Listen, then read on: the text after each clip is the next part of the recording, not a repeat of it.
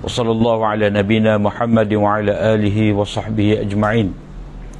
اللهم علمنا ما ينفعنا وانفعنا بما علمتنا. اللهم فقهنا في الدين وعلمنا التأويل وزدنا علما يا رب العالمين.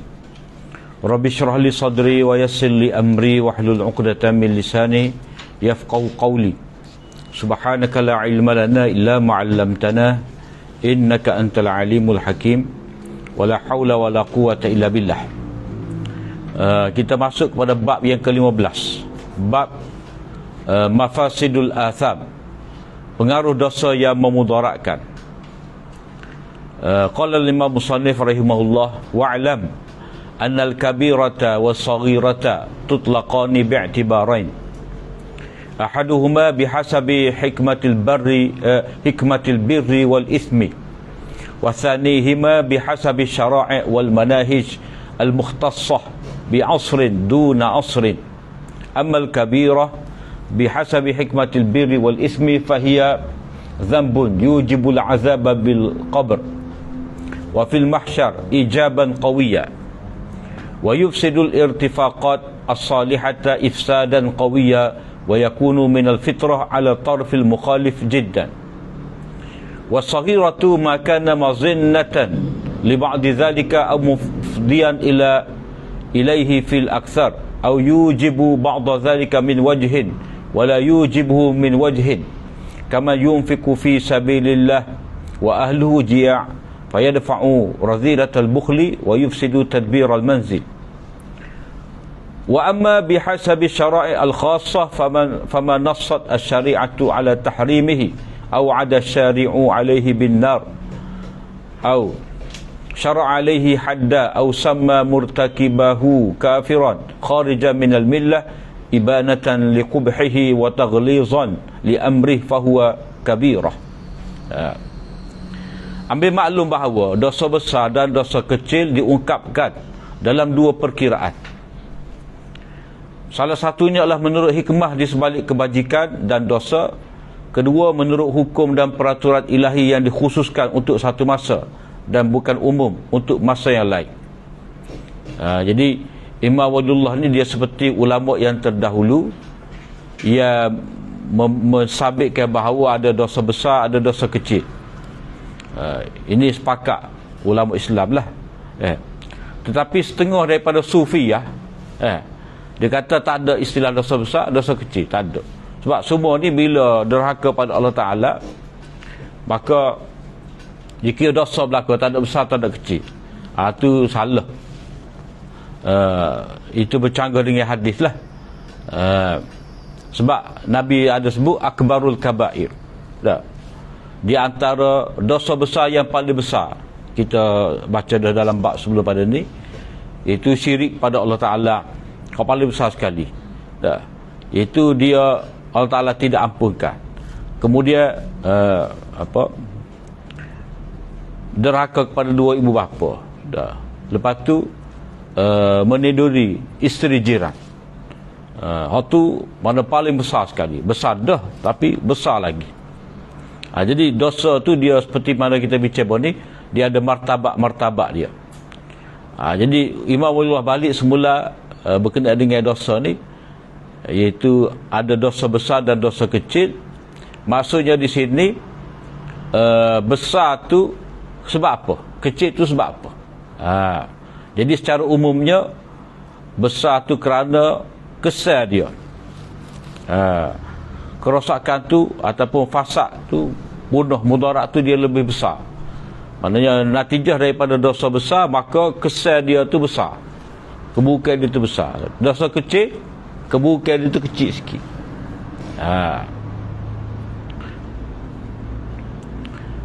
Jadi ada ungkapan ni, maknanya ada perbezaan lah, tidak sama seperti mana kata Sufiyah, golongan Sufi.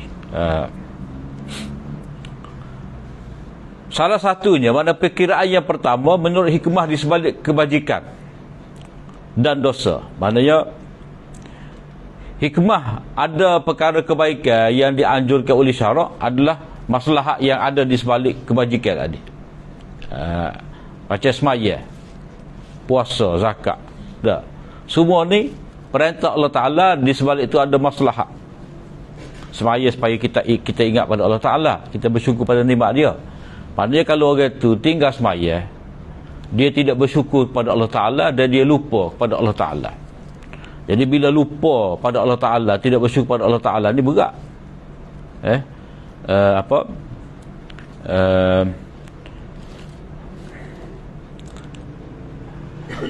Kepada ayat Quran tu, ya. Wa in ta'udu ni'matallahi la tuhsuha. Dah. Maknanya wa man syakara fa innama yashkuru li nafsihi. Wa man kafara fa innallaha ghaniyyun. Siapa yang kufur tu Allah Ta'ala kaya. Jadi Allah Ta'ala tidak berhajat pada dia. Jadi Allah SWT la in syakartum la azidannakum wa la in kafartum inna azabi lasyadid. Jadi semaya ni tanda kita syukur kepada Allah Ta'ala, kita ibadat, tanda kita syukur kepada Allah Ta'ala. Kalau kita meninggalkan ibadat, maka Allah SWT murka. Inna azabi lasyadid, azab aku ni berat.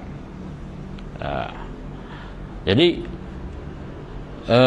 salah satunya ni menurut hikmah di sebalik kebajikan dan dosa, maknanya perkara-perkara baik yang diperintah dan perkara-perkara dosa yang dilarang, di sebalik itu dia ada hikmah. Dah. Jadi kalau buat dosa besar, apakah yang dikatakan sebagai dosa besar? Dosa besar itu adalah perbuatan yang menjejaskan kemaslahatan, perbuatan yang menyebabkan berlaku kerosakan yang besar. Sebab hikmah daripada bir adalah maslahat. Hikmah daripada larangnya buat dosa ni sebab nak elak kerosakan, mafsadah, mudarat. Sudut yang kedua, perkiraan yang kedua, menurut hukum dan peraturan ilahi yang dikhususkan, maknanya Allah Ta'ala telah menetapkan untuk satu masa. Maknanya dari segi syariat dia ni, mengikut ketetapan Allah SWT bahawa benda ni adalah dosa besar, ni adalah dosa kecil.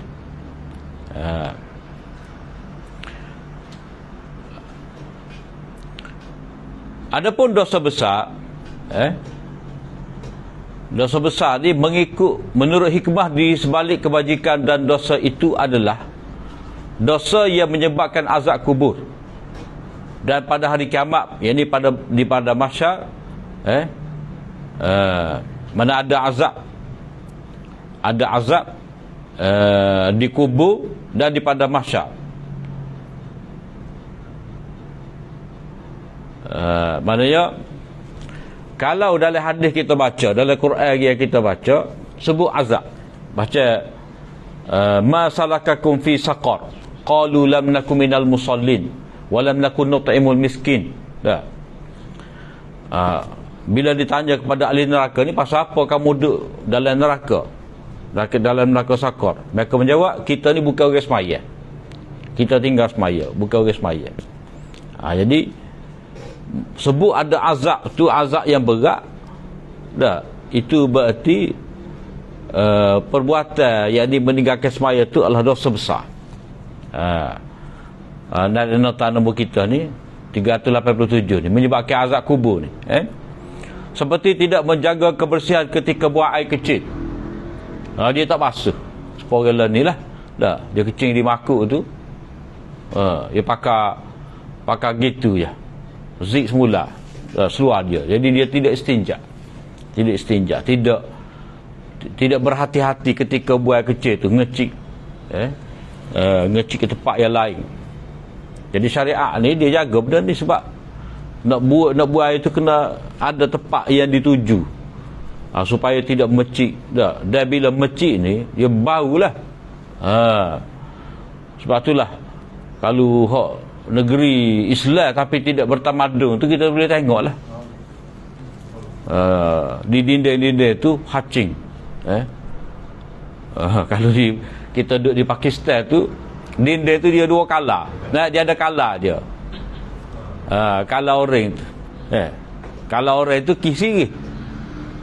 Dia makan sirih. dia lepas. Lepas tu bau hacing. Dia mudah, dia nak kecing senang ya. Orang dia sebab cara dia pakai kurta tu pandai dia.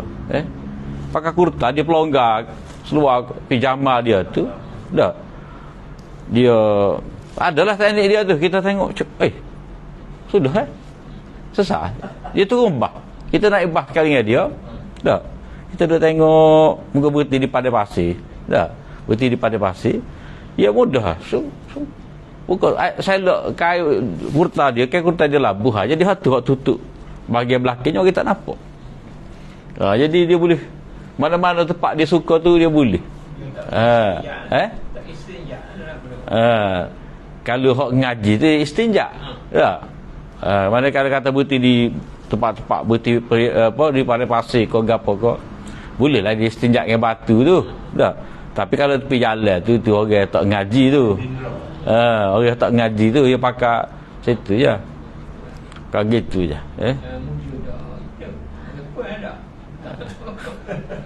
Orang puan dia terhormat dia lain.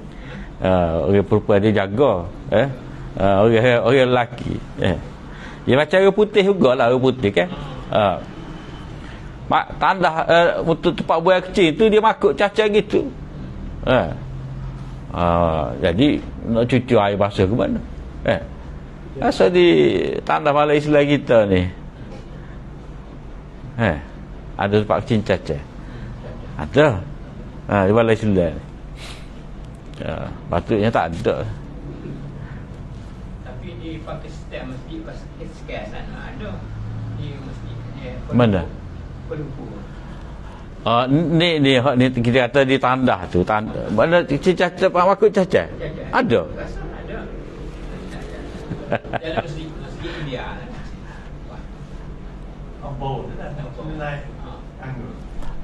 Dia kalau tak silap kita, dia tempat kecil tu duduk tapi tak ada pintu. Dia simple ya, sebab kaedah tadilah. Bila dia pakai kurta tu, dia boleh tutup bahagian punggung dia tu dengan kurta. Jadi kalau dia tak tutup itu pun tak ada masalah.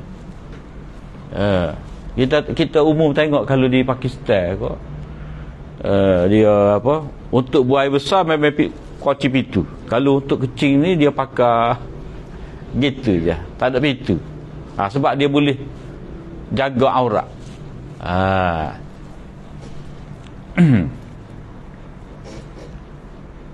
Tapi kalau ikut hadis dah abada tu, iza kharajal mazhab abada, bila Nabi nak pergi buang air tu Nabi pergi jauh. Tapi ada juga kes Nabi kecil tu sahabat duduk belakang dia. Maknanya banyak ada kemudahan lah. Maknanya tak sewak pintu pun tak apa. Cuma masalahnya cincacah. Hak macam Nabi cincacah tu sebab tak ada pilihan. Tak ada pilihan sebab kalau nak pergi cari tempat untuk sesuai duduk dah. Jadi terganggulah. Sebab kencing dia tak boleh tangguh. Jadi balik pada cerita di sini, kalau Nabi kata istanzahu anil baul fa inna amatal azab bil qabri minhu. Hadis itu kita ada pun baca dah sebelum pada ni dalam bab taharah tu. Jagalah kebersihan ketika kamu buang air kecil, kerana kebanyakan azab kubur berpunca daripada air kecil. Maknanya tidak menjaga kebersihan ketika istinja ni boleh menyebabkan azab lah. Azab kubur. Sebab apa? Sebab bila orang tu berwuduk lepas pada tu, dia semaya dah tak sah lah. Dia semaya tu ada mecik air kecil ataupun dia tak basuh. Jadi itu ia menjadi masalah. Tapi dalam bab ni jangan kita terlalu berat sangat. Macam setengah orang kita ni, dia berdahing berapa belah kali tak tahulah, pas duduk pas bangun dah akak kaki pergi mari, pas dia luruk pula, pecek pula.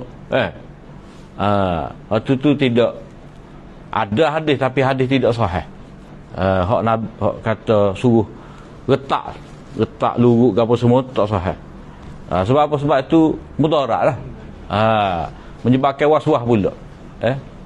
Setengah orang tu dia ajar. Dah. Ambil tisu. Lepas tu tengok pula. Lepas tengok pula. Tak perlu. Tak perlu buat lagu tu. Sebab dia, kalau orang tu sihat lah. Kalau orang tu sihat. Dia macam perempuan yang menyusukan anak dia lah. Dah. Bila dia menyusukan anak dia tu, berhenti kak? Ada sikit. Dah. Lepas tu, dia lak kak? Tak ada, tak keluar dah. Jadi, kita kecil pun lagu tu juga.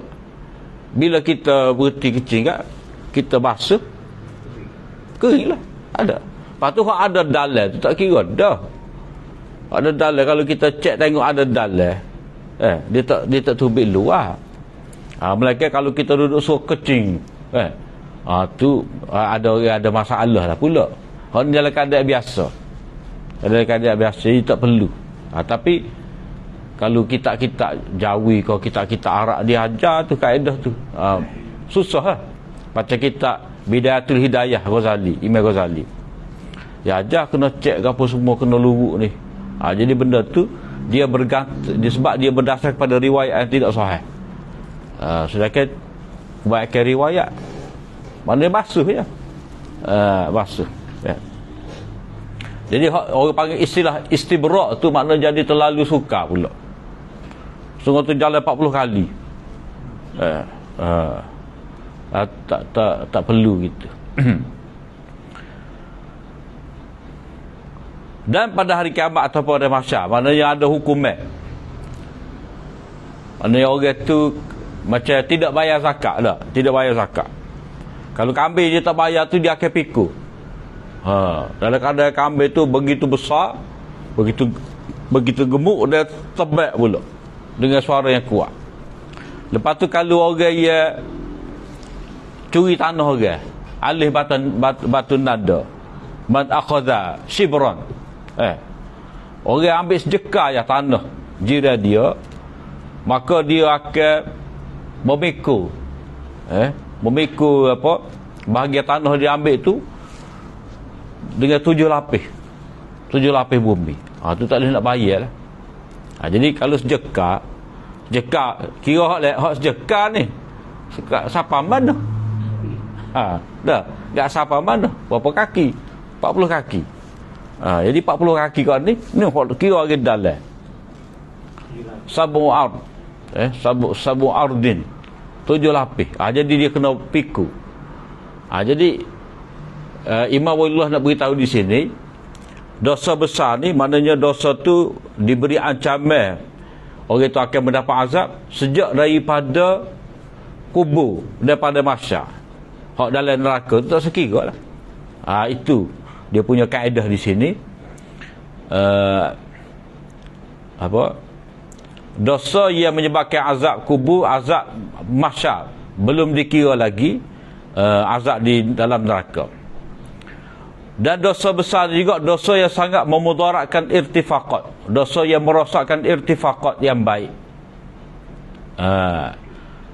Istilah irtifaqat ni pentadbiran yang bermanfaat yang memudahkan kehidupan manusia sehingga terbentuk satu peradaban. Itu istilah irtifaqat. Mana cara manusia hidup dalam keadaan bertamadun lah. Itu istilah irtifaqat. Itu dalam bab yang ketiga, bab 3. Jadi irtifaqat di sini macam kita kata bab jual beli. Bab jual beli dah. Dalam bab jual beli ni, seseorang tu dia tidak boleh menipu, tidak boleh menzalimi orang lain, tidak boleh menindas. Maka dengan sebab itulah Allah Ta'ala mengharamkan riba. Sebab perbuatan riba itu adalah menindas, eksploitasi hajat orang lain untuk kita dapat keuntungan. Dia tak macam jual beli. Jual beli ni kita menawarkan perkhidmatan yang diperlukan oleh orang. Tak, macam kata kita nanam padi. Tak, jadi kita ada padi, kita jual lah kepada nelayan. Sebab bila dia nelayan, tak, dia akan pergi ke laut je. Tak ada. Minggu ni pergi laut, minggu depan duduk cedung. Tak pernah sabar. Jadi manusia tu dia kena ada pengkhususan kerja.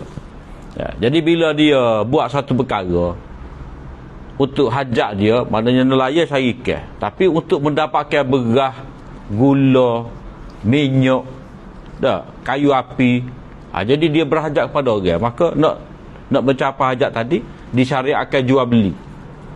Jadi dengan sebab itulah orang yang menyediakan perkhidmatan tadi, dia berhak mendapat keuntungan.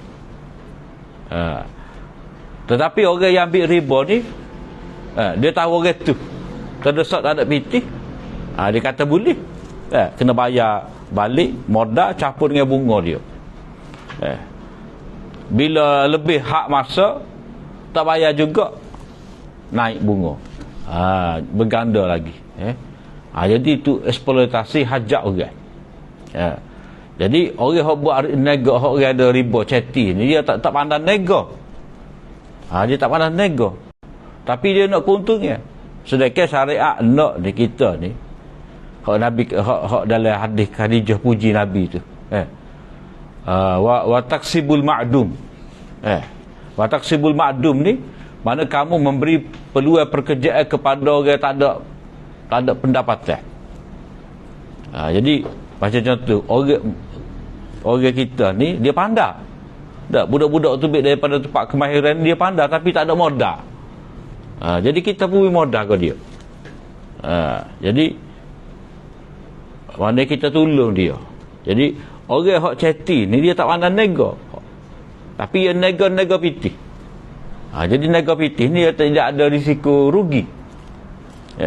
Hak ni silap budak tu tak pandai nega, likut pitih kita, putus tak boleh, modal kita habis. Ada risiko. Tapi kalau orang tu jadi ceti, dia tidak ada risiko, malah kekayaan tu boleh 4 kali ganda. Jadi riba maknanya antara dosa besar. Sebab apa? Sebab dia memudaratkan, merosakkan irtifaqat. Jadi irtifaqat ni maknanya benda-benda yang manusia perlu. Ada kalau dia jual beli contoh. Jual beli tu salah satu irtifaqat lah. Jual beli, pelaburan, jadi dia boleh mendapatkan pembiayaan untuk projek dia. Lepas tu dia modal ada, tak pandang negosiasi. Lepas tu orang tu dia tak ada modal, tapi pandang nego. Jadi gabung dua tu. Lepas tu panggil mudharabah. Macam kita ada pitih. Tapi tak pandang nego. Jadi kita pun pergi di bank, ambil panggil apa ni, produk mudharabah. Jadi bank nego pitih kita. Tu kalau betul lah dia, betul mudharabah. Itu irtifaqah. Dan ia berada di pihak bertentangan. Mana dosa besar ni satu benda yang bertentangan dengan fitrah asal manusia. Macam contoh, perbuatan gapo, sodomi. Itu bercanggung dengan fitrah lah. Sebab Allah Ta'ala jadikan manusia ni, lelaki berkahwin dengan perempuan, perempuan berkahwin dengan lelaki. Kalau dia buat seks luar tabi'i, maknanya itu benda yang bercanggah dengan fitrah. Maka sebab itulah jadi dosa besar. Dengan haiwan ke, itu benda yang bersalah dengan fitrah. Sebab itulah jadi dosa besar. Dan dosa kecil pula melibatkan sebahagian daripada yang tersebut di atas. Yang ni kewujudannya kemungkinan besar berlaku pada kerosakan pada irtifaqah, mana terganggu, atau sering membawa kepadanya, mana selalunya akan pergi pada di situ, atau menyebabkan satu aspek daripadanya, dari satu atau menyebabkan satu aspek daripadanya buat tu, daripadanya dari satu aspek buat, menyebabkan satu aspek daripadanya, tu betul, dari satu aspek, tu buat.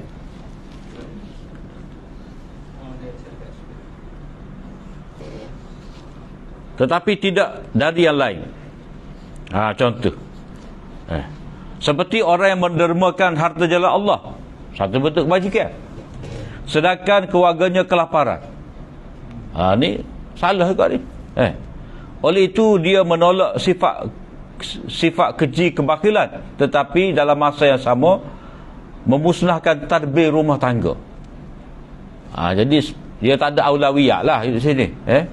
Mana dia buat kebajikan dengan derma situ derma sini, tapi rumah berah tak ada. Anak makan telur sebutir 4 orang. Ke apa telur. Jadi itu mudarat. Bahaya pula. Jadi tidak sepatutnya berlaku lagu tu. Jadi sedangkan irtifaqat dalam bab perkahwinan ni, irtifaqat dalam bab perkahwinan ni, dia kena menyempurnakan nafkah lah. Dia kena menyempurnakan nafkah tu. Tu benda yang penting. Jadi ini dikira dosa juga. Maknanya dia derma tu pun salah. Salah. Ataupun macam kita kata dia mari masjid ni dengan bau bawal, dengan bau tidak menyenangkan orang. Tak. Jadi itu benda tu Nabi larang. Tak. Jadi benda Nabi larang bila mengganggu orang. Dia jatuhkan dosa lah. Jatuhkan dosa. Jadi hak makruh tu kena beza. Makruh tu kita makan tu sendiri. Kita tak makan bawal. Makruh. Tak.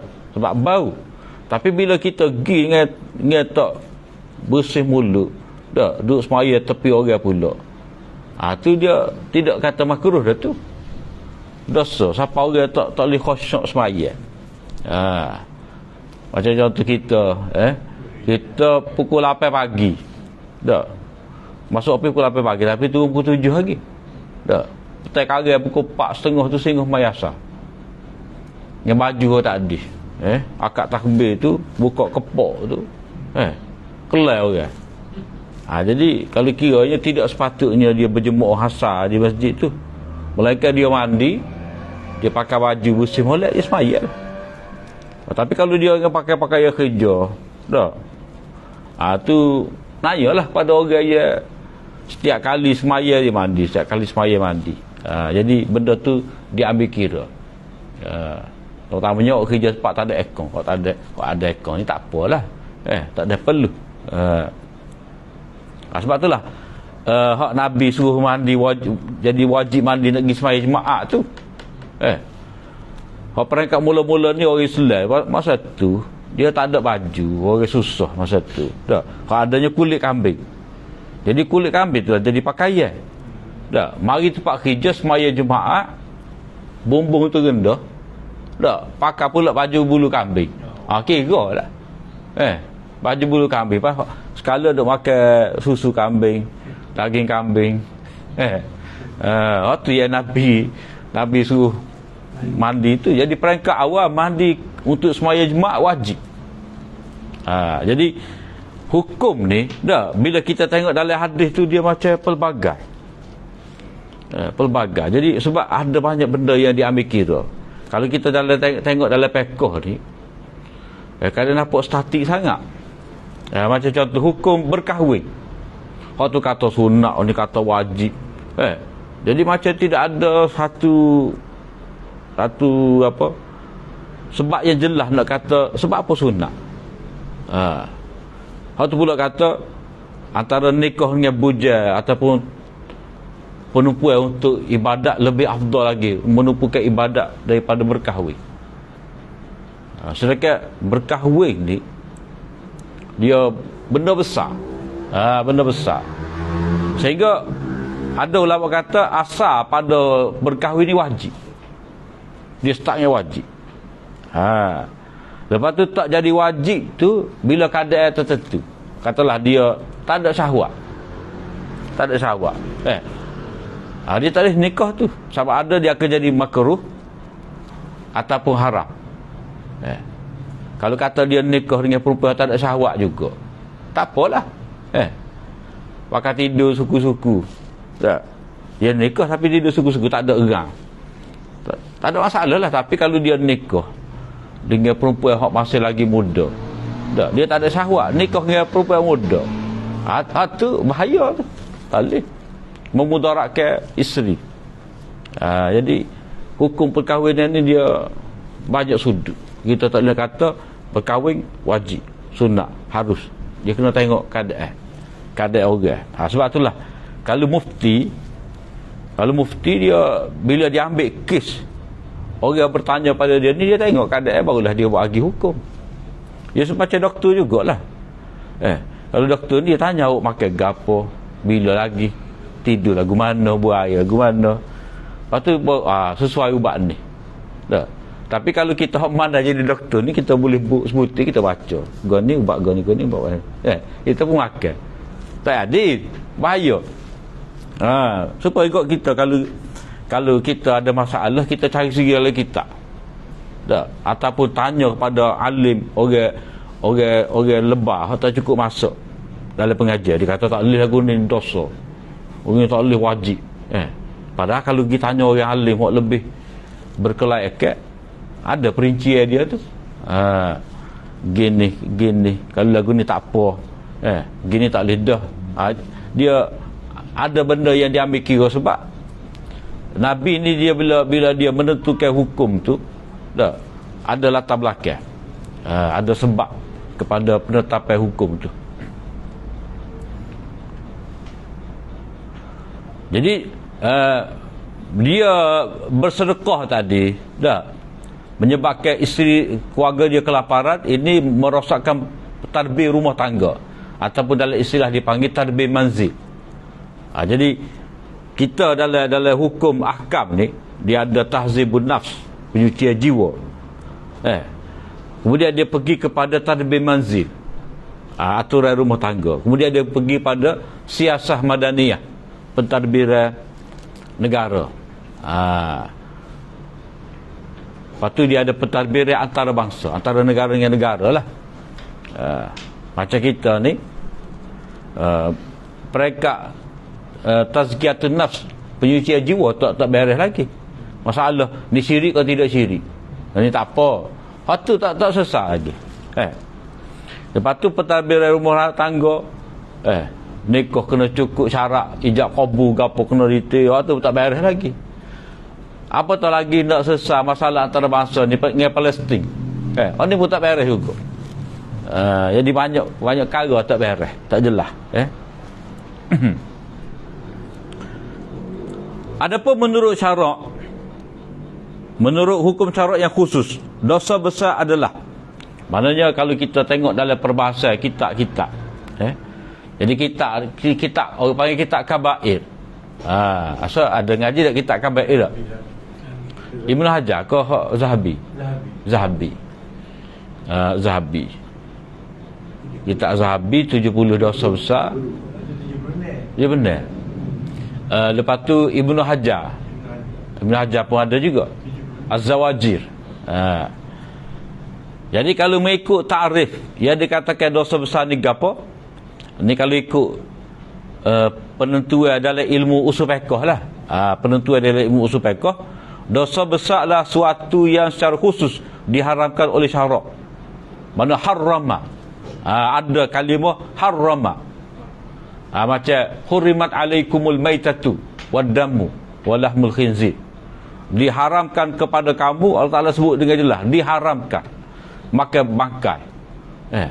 Mana makan benda yang tidak disembelih, dosa besar. Dosa besar, bukan main-main dah.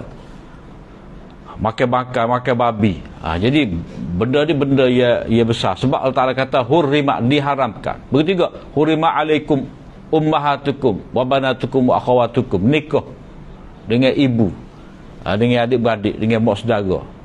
Ini dosa besar. Sebab ada kalimah hurima. Atau yang diancam dengan neraka. Gambar ayat tu, innal ladzina ya'kuluna amwalal yatama zulman innama ya'kuluna fi butunihim nara wa sayaslawna sa'ira.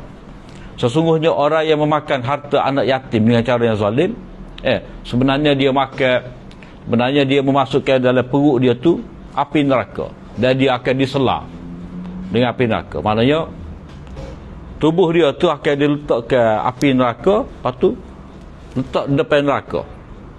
Jadi bakar dalam, bakar bau luar. Jadi kalau kita bakar, dia tak ada buh dalam ni. Ya, kalau kita buat kambing sumbak ke, pati sumbak ke, dalam tu buh berah. Dak buh sayu.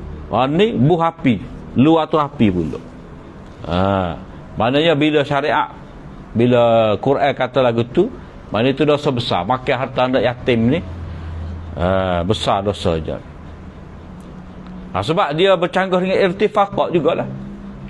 Dalam irtifaqah, dalam bab kita mentadbir menjaga urusan masyarakat ni, anak yatim ni kena ambil kira lah. Sebab antara sebab utama orang ni jadi anak yatim ni, sebab ayah dia mati perang syahid fi sabilillah.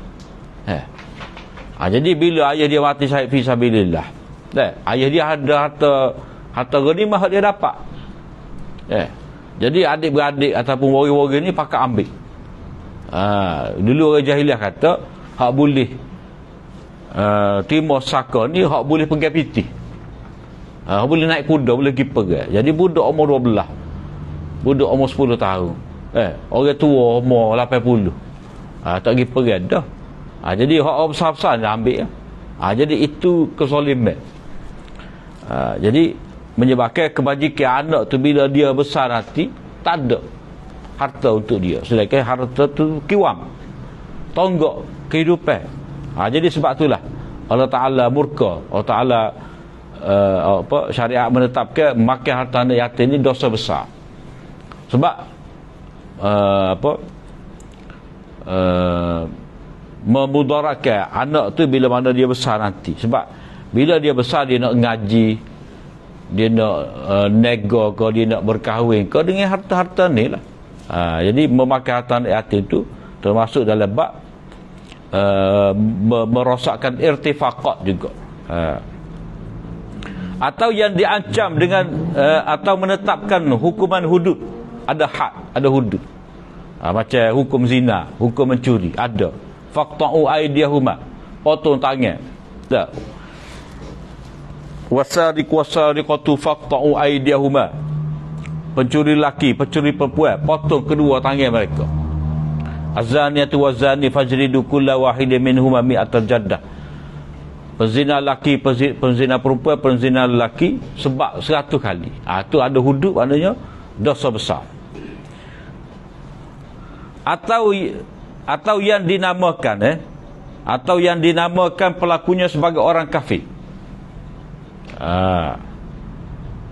Macam contoh ke apa membunuh dengan sengaja orang lain. Itu perbuatan berat. Membunuh dengan sengaja. Ini ayat surah Nisa. Ayat surah Nisa, ayat yang ke berapa tu? Surah Nisa. Tentang ayat pembunuhan tu. Sebagai orang kafir yang keluar millah, sebagai pernyataan akan kejijikannya. Mana benda tu adalah benda yang tidak sepatutnya dilakukan oleh orang beriman. Dan amaran keras terhadap pelakunya. Ancaman lah. Macam Nabi, hadis Nabi kata apa? La yazni mu'minun hina yazni wa huwa mu'min. La yasriku sariq hina yasriq wa huwa mu'min.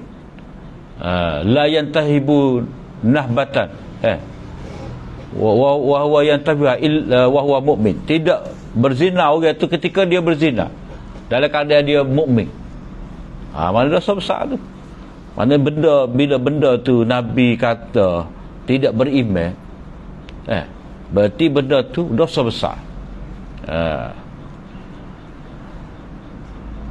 Tidak mencuri seseorang itu ketika dia mencuri dalam keadaan dia beriman.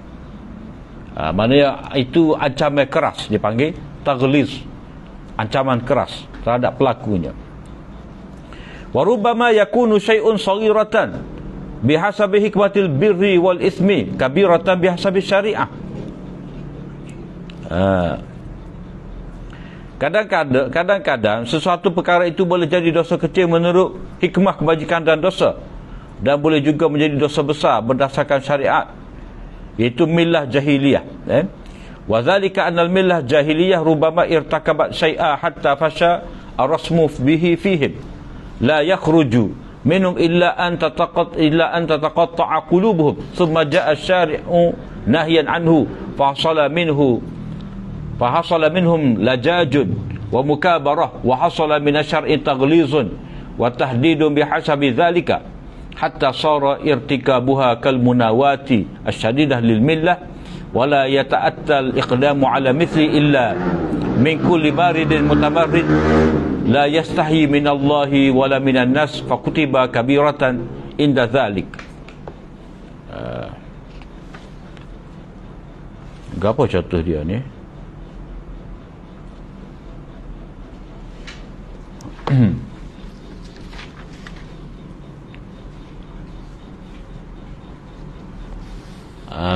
Kata dia, kadang-kadang sesuatu perkara itu boleh jadi dosa kecil mengikut hikmah kebajikan dan dosa. Maknanya dari segi mudarat dia tu tak besar mana.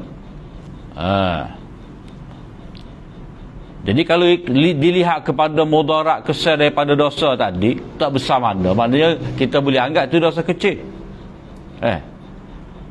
Tetapi boleh juga menjadi dosa besar berdasarkan kepada syariat. Maknanya syariat letak benda tu sebagai besar kesalahan walaupun mudarat dia tu kecil.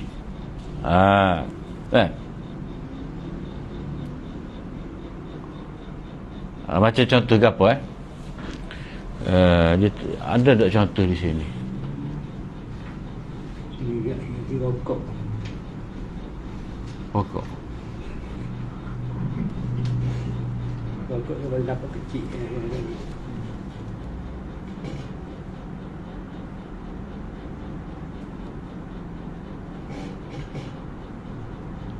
tak mari contoh ni. Tak jumpa saya lagi ni contoh ni.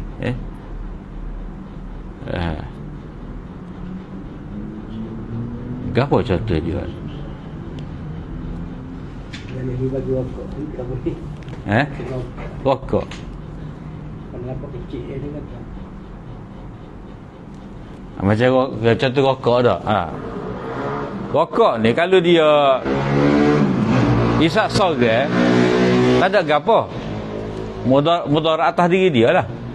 Tapi dia isap rokok depan anak dia hok kecil, bini dia hok ngandung. Tu besar lah tu jadi tu. Besar lah mudarat tu.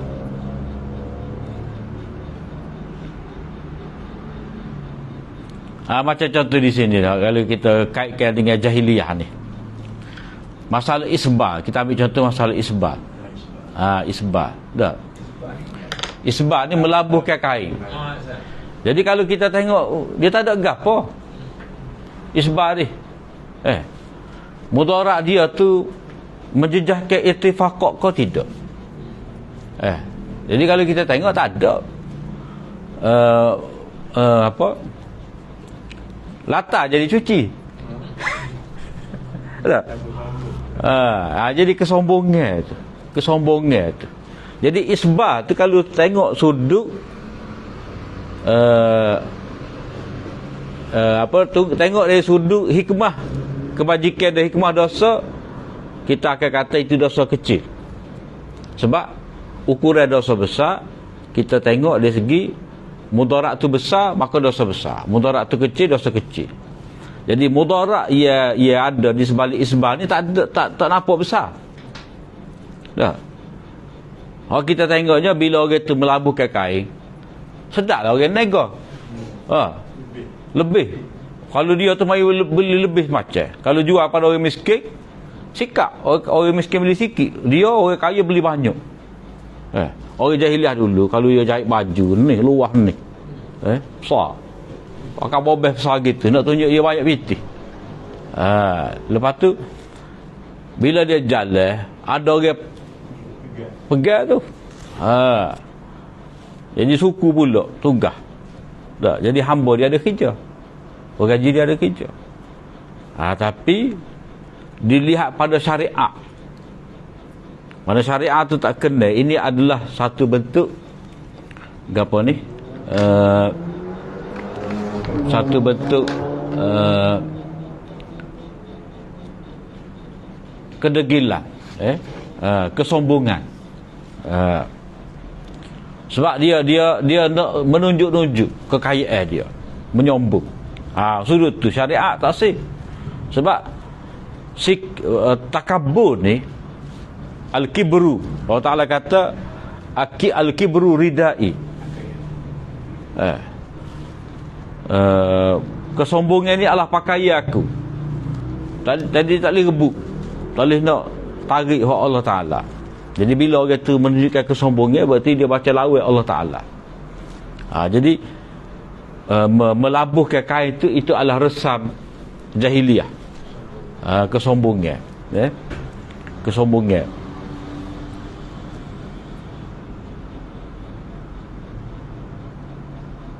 Jadi dia mengumpulkan dosa besar lah. Jadi dosa besar.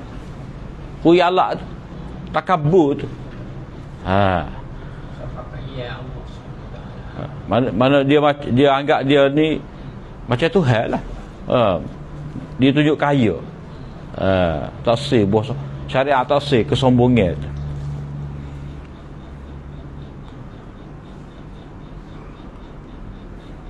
Itu adalah satu yang ni milah jahiliah. Mana milah jahiliah ni dia terima lagu ni sebagai satu dosa besar, yang menjadi adat lah. Sama juga seperti tabani ni ambil anak akak dengan letak nama dia. Jadi kalau kita kira dari sudut tadbir mazhir, tak ada masalah.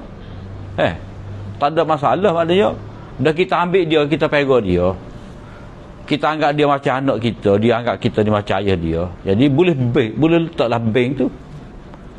Mana dari sudut tu tak ada masalah. Tetapi Tuhan tak sih. Sebab Allah Ta'ala nak keadilan, ketepatan, betul. Ud'uhum li'abaihim. Hendaklah kamu panggil anak-anak akak itu dengan berdasarkan kepada ayah dia. Sebab syariat ni tak sewi ada sedikit pun bentuk tidak mengenai budi. Jadi ataupun mendakwa bukan hak dia. Jadi walaupun dia ambil pegang budak tadi, dah dia jaga dia pergi sekolah hatta universiti ke apa semua, pergi bining pula. Jadi dia memberi banyak kebaikan kepada anak tadi, tapi sebenarnya dia menutup kebenaran. Menutup kebenaran. Sebab hak benarnya budak ni anak dia pegang, bukan anak kandung. Ataupun bila dia buat lagu tu, anak ni dia lupa ayah dia. Jadi walaupun kita kata orang lain pegang, orang lain beranak, orang lain pegang, tapi syariat dia ambil kira belakang tu. Walaupun seorang ayah ni dia budak pada budak ni dah, walaupun dia tak pegang, dia tak cara, tetap dia tu berhak mempusakai harta anak dia. Begitu juga anak tidak mengenal budi ni. Walaupun dia tidak pernah berbakti kepada kedua ibu bapa dia, tapi kalau ayah mak dia mati, dia berhak mendapat harta pusaka. Sebab kebenarannya adalah benda yang benar, realitinya mereka berdua tu ada hubungan qarabah. Jadi dalam bab ni tak usah kira. Tak kira buat baik ke, berbakti ke, derhaka ke, tak kira. Sebab dia syariat aja kita nyata atas kebenaran. Jadi bila bengkel budak tu kepada ibu orang lain, ibu akak, mana kita menafikan kebenaran dan seolah-olah kita merestui perbuatan tidak mengenai budi. Maknanya jasa ibu ni walaupun dia tak pegang kita, dia wikok orang lain pegang, tapi dia mengandungkan, dia melahirkan tu. Tu syariat ambil kira berlaku. Harithah. Harithah. Jadi dulu dia panggil Zaid bin Muhammad. Dah. Lepas tu tukar. Ya. Sebab dia ada apa? Dia ada bapa. Jadi bapa tu kena nyatakan. Sebab hak lah, dia kira sebagai hak bagi bapa tu. Anak tu atas, dia berhak atas anak. Jadi benda yang berdosa tadi menjadi satu dosa sehingga ia tersebar, mana masyhur sebagai satu resam, mana payah nak tinggal. Macam kita kata meratak orang mati. Dah, ni meratak orang mati. Meratak orang mati ni mana ramai-ramai berkumpul, teriak belaka. Dah. Tanda kasih. Tanda orang hak mati ni adalah orang yang kematian dia tu di apa? Disesali. Tak ada budaya sini. Arab dulu, jahiliah dululah. Dia beripung, dia bayar tu pada hamba-hamba tu. Jerit tu. Cina ada tak? Cina ada. Tapi lah ni berkumpul tu dengan cara ni lah. Ngatik lah, mari berkumpul. Dah, padahal ngatik rumah masing-masing boleh. Ya soal siapa pahala tak siapa pahala tu memang khilaf. Khilaf tu. Siapa pahala tidak masalahnya, bapa mari berkumpul tu. Berkumpul di rumah si mati. Sebab dari sudut berkumpul itulah menyerupai jahiliahnya.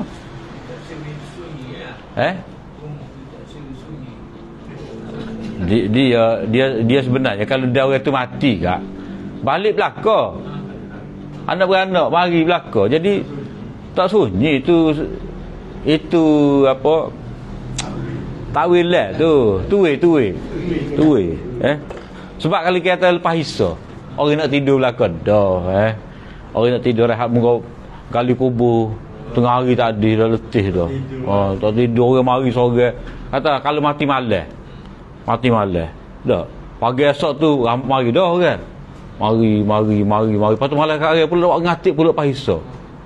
Orang tak cakap dah. Maknanya itu payah nak hilang tu. Payah nak cabut tu. Kecuali dikerak jantung mereka. Mana mati dulu lah baru hilang resam tadi. Jadi istilah sunyi ni dia tuwe lah. Sebab kalau mati orang mari belaka. Tak ada. Cuma kalau memang tak ada lah. Jiran tu lah. Jiran. Tanya khabar. Atas makan apa.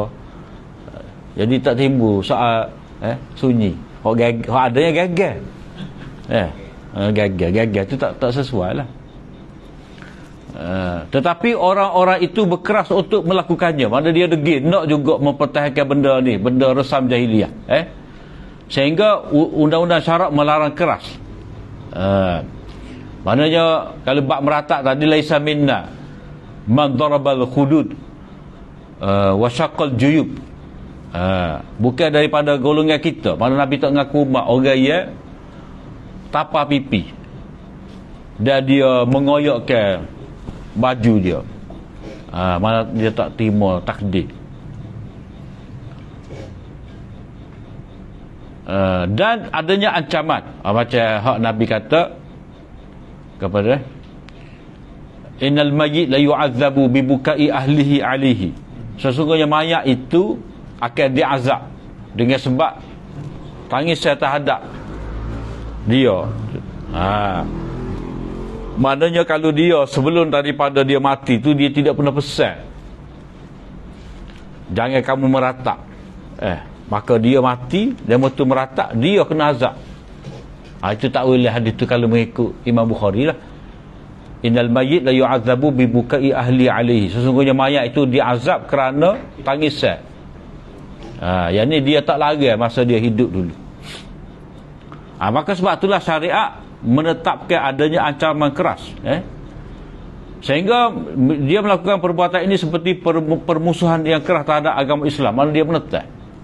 Mana dia anggap sebagai bukan cara kita. Laisa minna. Laisa minna. Maknanya laisa minna. Orang Nabi kata bukan dari kalangan kita. Man lam yarham saghirana wala yuwaqqir kabirana. Bukan daripada kita ni orang yang tidak merahmati, tidak menyayangi kanak-kanak, tidak menghormati orang tua. Tidak ada orang yang berani melakukan perkara seperti ini, mana dosa-dosa ni, kecuali orang yang memberontak, yang derhaka dan tidak malu di hadapan Allah atau manusia. Mana dia berkeras juga nak buat benda ni. Maka benda tu asalnya di dosa kecil, asalnya dosa kecil jadi dosa besar. Macam kalau orang tu contoh dia apa? Dia tak puasa. Dia tak puasa. Dosa besar dah tu tak puasa. Lepas tu dia makan pula depan orang. Jadi makin berganda besar dosa. Oleh itu ia dicatat sebagai dosa besar. Wabil jumlah fanahnu nuakhirul kalam fil kaba'ir bihasabi syariah ila qismi tsani min hadzal kitab. Jadi kita akan menangguhkan perbincangan tentang dosa-dosa besar berdasarkan kepada syariat ilahi ni, maknanya senarai dosa-dosa besar ni pada bahagian kedua kitab ni. Mana jenis dosa besar tu apa? Cuma di sini lianna zalika mawdi'u, karena itu tempat dia, wa nunabbihu ala mafasil kaba'ir bihasabil hikmatil birri wal ismi hauna. Cuma di sini kita nak cerita tentang dosa besar tu menurut hikmah kebajikan. Maknanya akibat buruk daripada dosa tu itu menjejaskan irtifaqah, menjejaskan tentang diri manusia, keluarga manusia, harta manusia, negara dan sebagainya.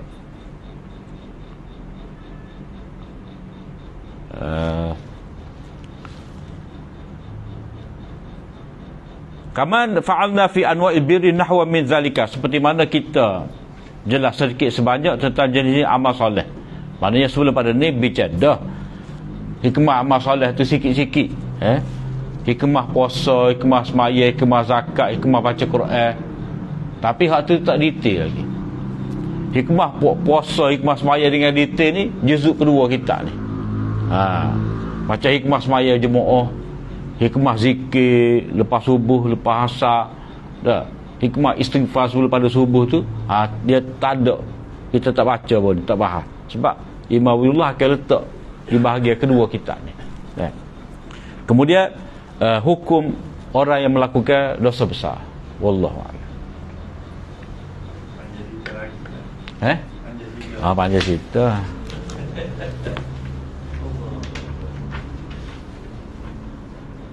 Kita ni orang ngaji 5-6 tahun ni.